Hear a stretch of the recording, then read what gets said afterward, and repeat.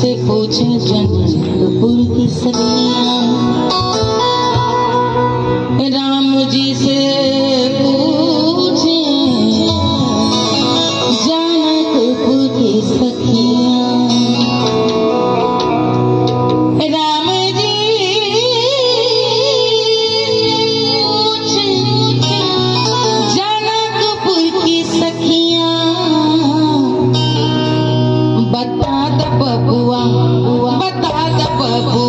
लोगवा देत काहे गाड़ी, बता द बबुआ लोगवा देत काहे गाड़ी, बता द बबुआ। अरे राम जी से पूछे जनकपुर की सखियां, बता द बबुआ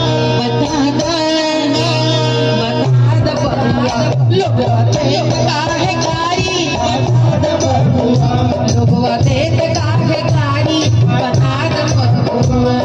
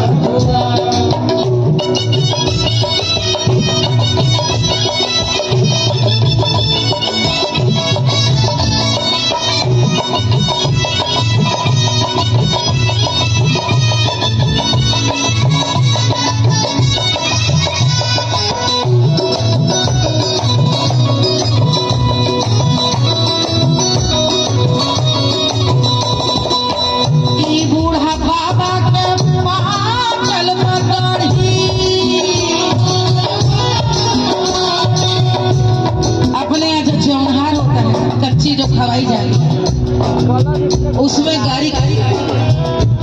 गाड़ी भी खिलाई जाती है खाने के संग। और जो सबसे बुजुर्ग होते हैं उन्हें सब वहीं से शुरू करते हैं।